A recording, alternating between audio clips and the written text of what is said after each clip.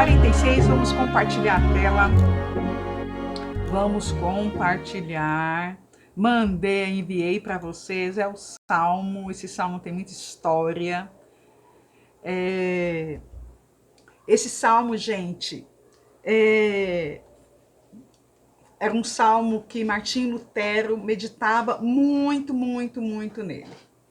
E em cima desse Salmo tem um hino que todas as igrejas tocam, que Martim Lutero escreveu, que é Castelo Forte é o nosso Deus.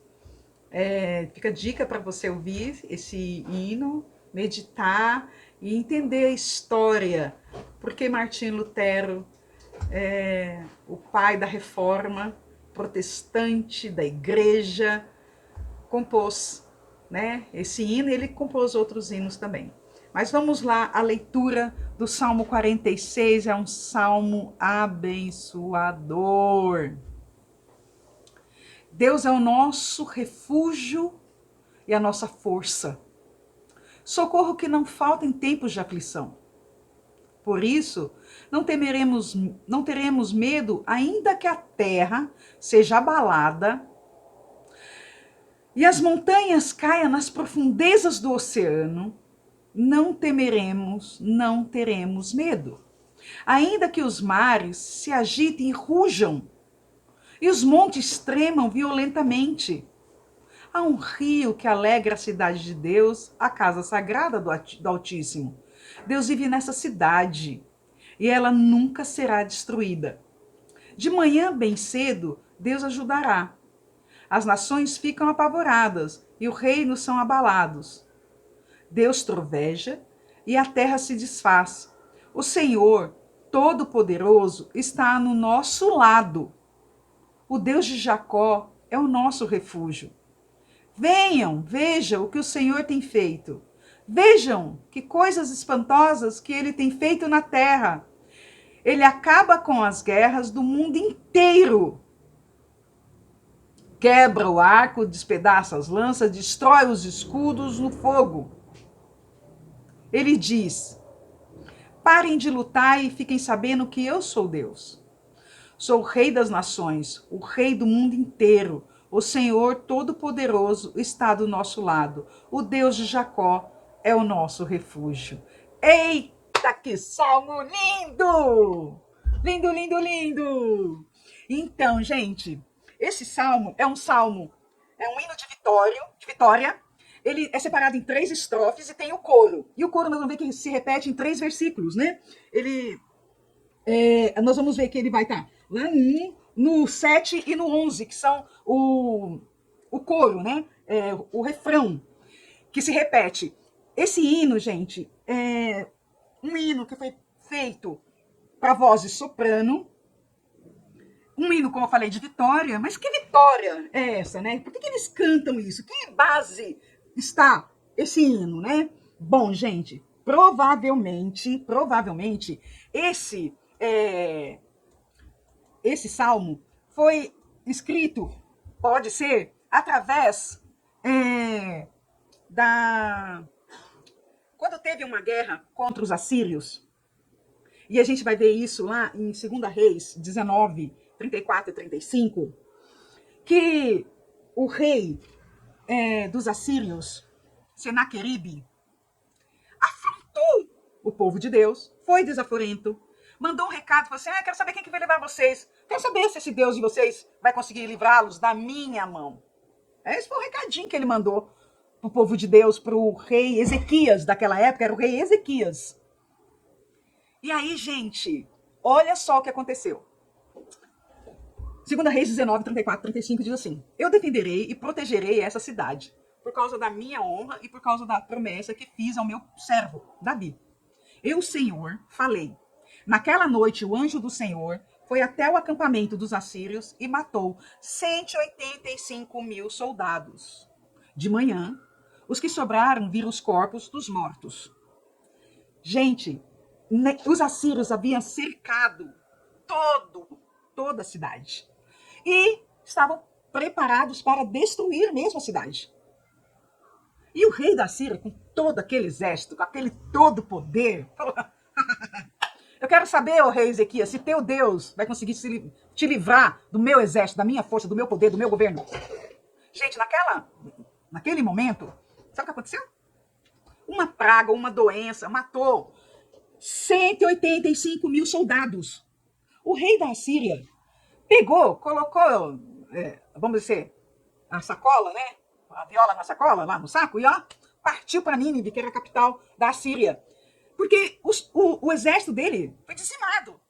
E o povo de Deus, Israel, não moveu um arco, uma flecha, nada. Então, provavelmente, o Salmo 46, esse hino, né, um hino de vitória, pode ser baseado nessa conquista ou em outras conquistas que tiveram, mas provavelmente pode ser essa relacionado à vitória, né, do povo de Deus sobre o rei Ezequias, que era um povo de Deus que conseguiu, né, sem lutar, derrotar aquele exército todo.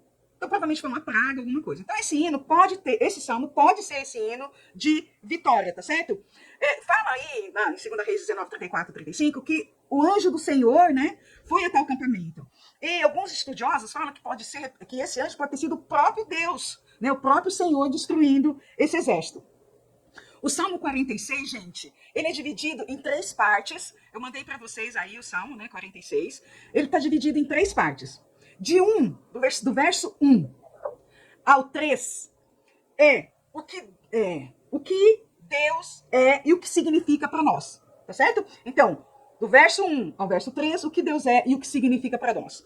Do verso 4 ao 7, onde Deus mora e o que significa isso para nós. De 8 a 11, o que Deus fez e o que significa isso para nós.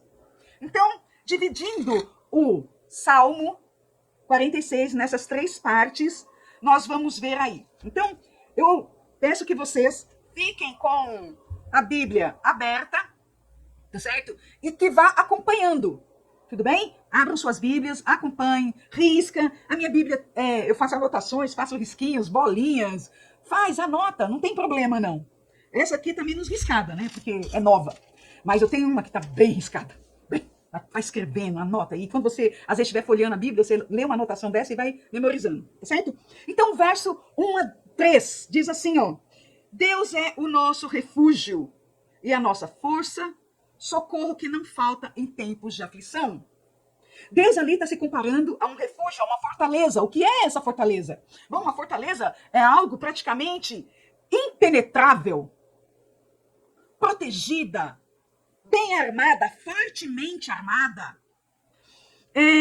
Jerusalém estava sobre o Monte Sião. Então era uma cidade que ficava bem alto e em volta dela as suas muralhas. E ali as pessoas se sentiam seguras, porque até subir tudo aquilo, passar aquelas muralhas, passar por aqueles soldados, todo aquele armamento, era muito difícil. Então, Deus já fala, o salmista aqui já fala que Deus é a nossa fortaleza, Ele é o nosso refúgio. Essa barreira é uma barreira impenetrável quando você está no centro dessa fortaleza, tá certo? E essa fortaleza protegendo todo o povo que busca Deus, certo? Então ele é um abrigo, ele é um refúgio, certo? E aí eu coloquei, por que Martim Lutero, lá naquela introdução, meditava tanto nesse salmo, né? Eu até coloquei aqui, ó, conta-se que Lutero cantou este hino quando avistou as torres da igreja de Worms, também em 1523, quando soube que 2 jovens haviam sido queimados em Bruxelas por seguirem doutrinas da reforma protestante. Em 1527, eu sabia da execução do seu amigo também, Leonardo Kaiser. Então, aqui tinha uma perseguição dos reformistas muito grande, tanto pela Igreja Católica como pelos reis, os nobres da Alemanha. Então, ali tinha uma perseguição. Então, as pessoas eram queimadas por acreditar, né, naquilo que Lutero estava colocando. E ele também se sentia culpado, mas ele sabia da importância. E essa reforma chegou até nós hoje. Essa liberdade de pensamento, de escolha, de conhecimento, foi através de muito sangue derramado. E até hoje o sangue tem sido derramado de cristão, onde tem a cortina de ferro, onde as religiões não um dos países que tem, né, vamos dizer assim, não é mais a cortina de ferro da União Soviética, mas a gente sabe que a Coreia do Norte não pode ter religião, a China, Tailândia, alguns países do Oriente Médio não pode falar de outra religião, né? Somos proibidos, é proibida a Bíblia, é proibido você se converter, então morre você, morre a família. Então hoje, até hoje, a palavra tem sido levada e sangues têm sido derramados, vidas têm sido ceifadas para essa palavra chegar até nós. Muitos morreram no caminho, tá certo? Então, tá aí, só voltando, naquela parte de Lutero. Qual a consequência para o povo? Não ficarmos assustados. Olha só, verso 2 diz assim: por isso não teremos medo. Verso 2, não teremos medo. Ainda que a terra seja abalada e as montanhas caiam nas profundezas do oceano. Pensa num vamos dizer, terremoto. Pensa num terremoto. Pensa nas montanhas rachando, a terra caindo, soterrando tudo. Pensa no barulho, na cena. E ele está falando: não ficaremos assustados. Não vamos temer. Não vamos ficar preocupados com as nossas necessidades. Pode ser as nossas necessidades de abrigo, de segurança. Porque Deus é o nosso refúgio. Pode cair esse monte, pode abalar, pode ter terremoto. E a gente vai ver que continua no verso 3 também. O quê? Não teremos ainda que os mares se agitem, rujam e os montes tremam violentamente. Mesmo que tenha tsunami. Olha, um tsunami não é fácil. Quantos tsunamis nós já vivemos, né? A história mostra isso. Gente, ele está falando que pode... As forças mais poderosas da natureza, se você estiver no Senhor, nós vamos passar por toda a tormenta. Pensa na tormenta. Pensa num tsunami. Não só um maremoto, não. Como é que chama? Aqueles... tufão. Não.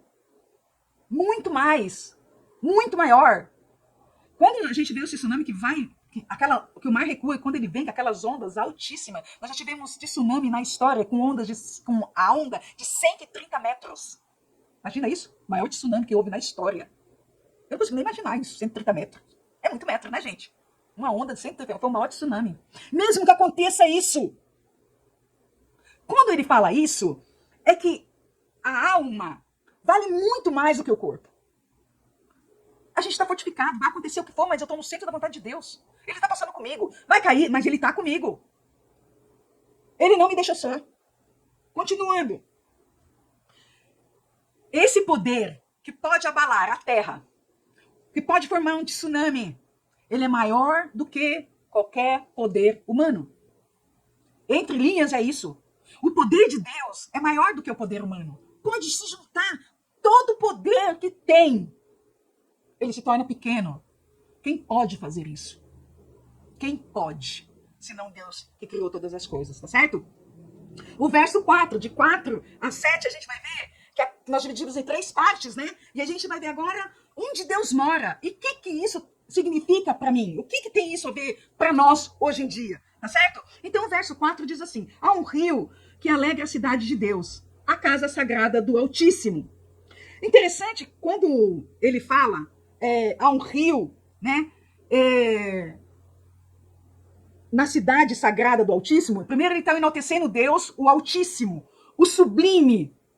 E aí ele fala, há um rio na cidade de Deus. Essa cidade, gente, ela tinha o quê? Ela tinha o templo de Deus, a Arca da Aliança fez com o seu povo, a Arca da Aliança estava lá, estavam os sacerdotes. Então, era um lugar muito especial, muito especial. Então, e ele fala que nessa cidade passa um rio. Mas é interessante que Jerusalém não tem rio que corta Jerusalém. Ela está lá em cima, não tem. Então, provavelmente, esse rio é um rio que ele se refere ao rio do Éden. Porque Deus morava no Éden. Então, lá que a gente observa que... deixa eu achar aqui. Não, eu vou ler para vocês. Há 4, eu vou só citar então. Há 4 rios que cortam o jardim do Éden. E fala que Deus habitava no meio dele. Então, antes de haver o pecado, Deus habitava no meio do seu povo. Eu passei aqui, acho que muito rápido. Voltando aqui. Aqui. Voltando aqui. Só uma pausa. Mas que coça. Vamos voltar aqui, aí eu me situo de novo. Só uma pausa. Aqui, bebê. Então aí, ó.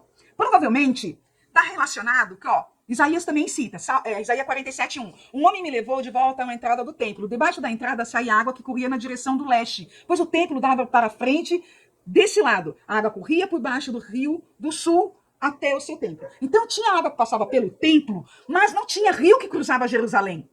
Então, provavelmente, esse rio é o rio que ele se refere lá, no Jardim do Éden, tá certo? E relacionado à eternidade.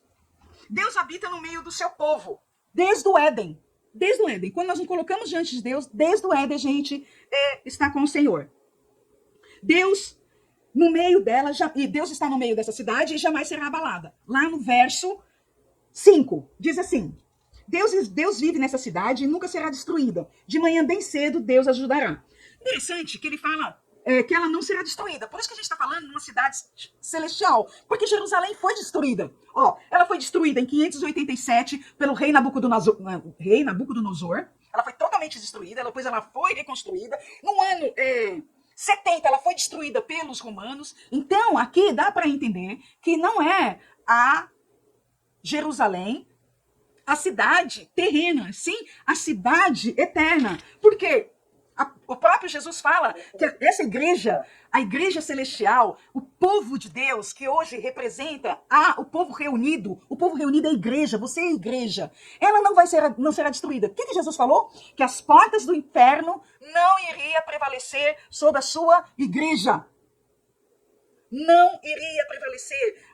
Essa igreja, ela está sob o domínio do Rei da Glória. Quem é esse Rei da Glória? É o Deus Todo-Poderoso. Esse é o Rei da Glória. É Ele que tem a sua igreja. E quando a gente está na mão dele, nada pode nos destruir. Nada. Tá certo? Lá, ainda no verso 5, na última parte, ele fala assim que desde de manhã, olha lá, de manhã bem cedo, Deus ajudará. Desde cedo, Deus tem preparado o teu dia. Ele guardou você enquanto você estava dormindo. E de dia, Ele tem planos de bênção para as nossas vidas. As suas misericórdias se renovam a cada manhã. Creia nisso. Deus não está alheio. Deus não é alheio. Deus sabe o que temos que passar. Deus sabe o que temos que passar. Quantos exemplos nós estamos vivendo, não é? Vamos lá, verso 6. As nações ficam apavoradas e os reinos são abalados. Deus troveja e a terra se desfaz. As nações pagãs, quando cercava o povo de Deus, quando cercava Jerusalém, cercava Israel, eles faziam muito barulho. Eles vinham com ameaça. Eles achavam assim, como lá o rei Senaqueribe, eu tenho força, eu tenho poder na minha mão. Entendeu? Tá tudo sob o meu domínio, eu mando aqui. Eu tenho exército, força bélica. Eu tenho parlamento comigo, os reis, os governantes. Isso não é nada. Não é nada. E esses governos cheios de arrogâncias, cheios de bravatas também, eles pensam que pode tudo. Até a palavra do Senhor. Quando o Senhor dá uma única palavra e envia um único anjo, as coisas mudam. Mudam mesmo. Porque Deus tem várias maneiras de nos colocar no seu caminho. Várias coisas. A gente pede livramentos, que as pessoas façam mal de nós. Aí a gente às vezes sai de um emprego, mas aquele emprego não estava fazendo bem, mas você não pediu para Deus afastar o mal de você? Estava te fazendo ruim psicologicamente, emocionalmente, prejudicando a sua família. Aí você pede aquele emprego e fala, meu Deus, pedi um emprego. Mas você não pediu para Deus te levar do mal? Aí é outra possibilidade. Desfez uma amizade tóxica, um relacionamento tóxico, mas Deus não está até pedindo para Deus te livrar do mal, para te Deus dar paz. Aí ele te livra de um relacionamento tóxico, e ainda tu fala, mas não era isso que eu queria. Mas tu não pediu paz? Deus tem várias maneiras de agir na nossa vida. E às vezes, para a obra ser completa, para a gente ver a glória de Deus, é quando a gente joga todas as nossas possibilidades, né, as nossas forças, as nossas armas, e fala assim, eu não tenho mais nada. Agora é o Senhor, e eu quero ver a glória do Senhor. E esse salmo também vai se manifestando, se mostra dessa forma, né? E aí vamos. Verso 7. E o verso, a gente, quando vai lá de 7 a 11, a gente vai ver o quê? O que Deus fez. Olha que legal. O Senhor Todo-Poderoso está do nosso lado. O Deus de Jacó é o nosso refúgio. Venham e vejam o que o Senhor tem feito. Que coisas espantosas ele tem feito na terra. Verso 9. Ele acaba com a guerra do mundo inteiro. Quebra o arco, despedaça a lança e destrói os escudos no fogo. Verso 3 do Salmo 76 fala que ele também, olha, reafirma. Ali Deus quebrou todas as armas dos inimigos. As flechas, os escudos, as espadas, as estratégias, aqueles planos contra a nação, aquele plano contra a sua vida. Ele desfez. Ele quebrou. Sabe essa armadilha? A desfeita. Ele desfaz o laço do passarinheiro. Essa armadilha, ele desfaz. Ele diz, parem de lutar e fiquem sabendo que eu sou Deus. Essa luta é minha. Sabe qual é o teu papel? Confiar. Só isso. Se entregar. E falar, Deus, eu quero ver a tua glória se manifestar na minha vida. Eu quero, Deus. Eu preciso, Deus. Se joga. Se joga. E aí, terminando, o Senhor Todo-Poderoso está do nosso lado. O Deus de Jacó é o nosso refúgio. Eu só quero contar uma história para vocês, que meu tempo está acabando. Mas eu vou contar essa história. Em 1588, a Armada Espanhola, foi contra a Inglaterra. A Inglaterra, que estava, que aceitou a reforma, haviam se convertido, se entregado a Deus. A Armada Espanhola, em 1588, com 130 navios, 8.000 marinheiros, 18.000 soldados, 2.500 canhões, vai contra, cerca a Inglaterra, ali também perto a Holanda, cerca. E os crentes começam a orar, o povo de Deus começa a orar, clamar. Gente, aquela região da Escócia, Irlanda, Inglaterra, estava cercada. E o povo começou a orar. Sabe o que aconteceu? Olha, veio uma tempestade. Deu uma tempestade e destruiu tudo. Tudo. Você sabe o que a Inglaterra tinha de defesa física? Nada. Era certa a vitória dos espanhóis. Certíssima. A Inglaterra, a Holanda, não levantou um canhão, uma arma, nada. No próprio mar, Deus deu a vitória à Inglaterra. Deus deu a vitória à Holanda, que estava ali de gaiato praticamente. E foi cunhada uma moeda. E essa moeda foi escrito assim, de um lado, o homem propõe, mas é Deus que dispõe. De um lado. Do outro lado, pelos seus ventos, Deus os dissipou. Eu falei lá do Deus do rei Ezequias, contra Senaqueribe. Estou falando agora da Armada Espanhola. Deus é o nosso refúgio. Deus é o nosso socorro. Nosso socorro bem presente. Não temerei. Pode ser os maremotos, terremoto, pode vir o arco, a flecha. O que Deus determinou para você e para mim, para o povo dele, vai se cumprir. Pode se levantar quem for, gente. Deus é que tem cuidado de nós. Amém? Vamos orar? Acabou meu tempo. Agradeço a todos, a Letícia, o Afonso, a Sandro, o Gabriel, o Willy, todo mundo que estava na live. Esse é o Deus que temos. Creia, desfrute dele, sinta ele, medite na sua palavra, viva ele. Deus, obrigado pela tua palavra, que é rica, viva, eficaz, que nos faz, Senhor Deus, nos aproximar de ti pelo teu amor. É o teu amor que nos aproxima de ti. E eu te louvo, Senhor, que nós venhamos desfrutar desse teu amor, da tua fortaleza, da tua segurança, dos teus livramentos. Ah, Deus eterno, é tu que tem as nossas almas, Senhor Deus. É tu, Senhor Deus, que guarda, Senhor. Dá uma noite de paz, uma noite de bom sono. Fica conosco. Abençoa todo o teu povo. Em nome de Jesus. Amém. Amém, meu povo lindo. Beijo, fica com Deus. Tchau, tchau. Ó, medita aí nos versículos que eu mandei, hein? Medita no texto. E vai ver também aí as histórias de Lutero, Reforma.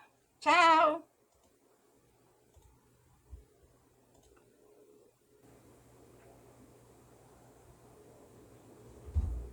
Oi, Wilmine! Você tá bem, meu? Como tá linda! Obrigado. Chique! Para nossas lives. Linda, linda, linda! Tô maquinada. É, Fiz uma você nem pode maquinagem ver. e nem foi cor de verde hoje. Tá muito careta. Muito básica. É. Para mim, mais é menos. Tô igual minha filha. Não, pra tua filha mais é mais. Tua filha mais é mais.